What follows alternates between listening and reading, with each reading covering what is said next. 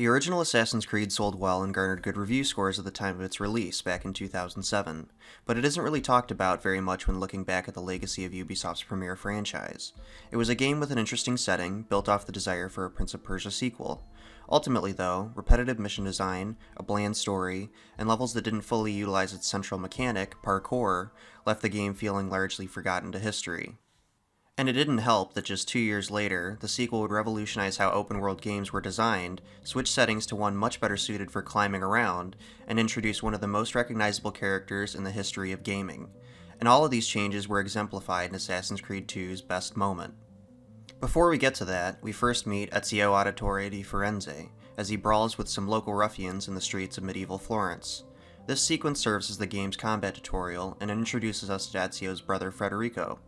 After this comes the first free run tutorial, as you chase Federico to the doctor to learn about how they can fix you up for a cost. For the next parkour tutorial, you race Federico to the top of a church spire, to the tune of a song so iconic that it's become the theme for the entire Assassin's Creed franchise. Once you get to the top, this scene plays.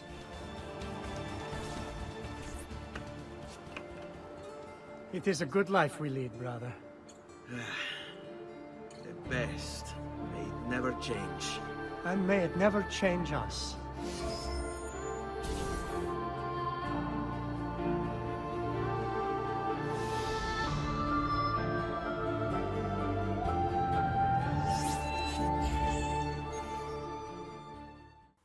Now this sequence is notable for a few reasons. For one, it tutorializes the main mechanics and loops of the game through missions that are wrapped in narrative, characterizing Ezio, his brother, and the city of Florence itself.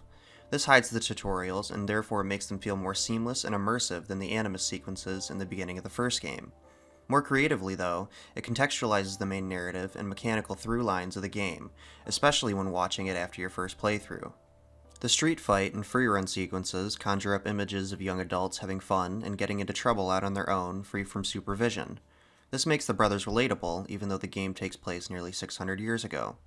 It also begins to showcase the bond Ezio has with his brother and his family more widely, foreshadowing future plot points. Doing this early on with other relatives and subsequent missions gets the player attached to them and highlights that family is an important theme in the game, Ezio's life, and would go on to be in the series as a whole. It's also worth noting that the song that plays during the title sequence is called Ezio's Family, referring to not only his immediate family, but also his wider assassin bloodline. Ezio and Federico's words highlight the concepts of freedom, family, and foreshadowing that's present throughout the opening hours of Assassin's Creed 2 and beyond. With additional context after a first playthrough, these opening lines take on an ironic and tragic significance, as the inciting incident for the game's plot is the unjust hanging of the men of Ezio's family. This leaves the player with a sense of melancholy and foreboding, as they know Ezio and Federico's hopes will soon be snapped out of existence, and with it, the innocence of Ezio's childhood.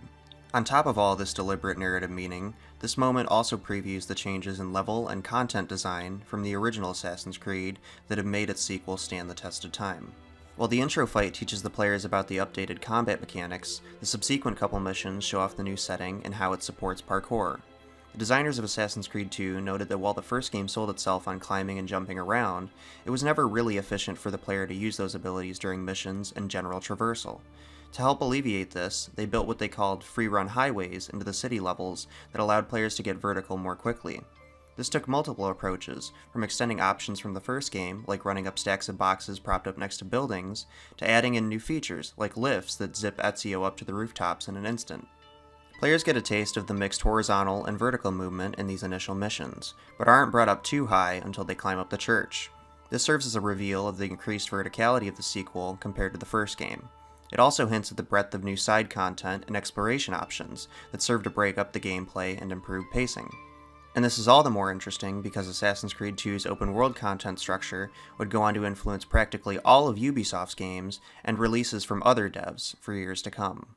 The initial post-Desmond sequences of Assassin's Creed 2, leading up to the title drop, perfectly ease the player into the game's narrative and mechanics. While it was a bit easier to pull off because the devs could rely on players' knowledge from the first game, it's so seamless compared to that one and others that rely on siloed-off gameplay and text boxes that it's worth praising. And giving the tutorials and narrative context helped to immerse the player in the game's world and establish the base for the gameplay structure that would lift the series to new heights. At the end of the day, though, Playing cool music over fun gameplay and interesting characters is always a good recipe for creating great moments in games.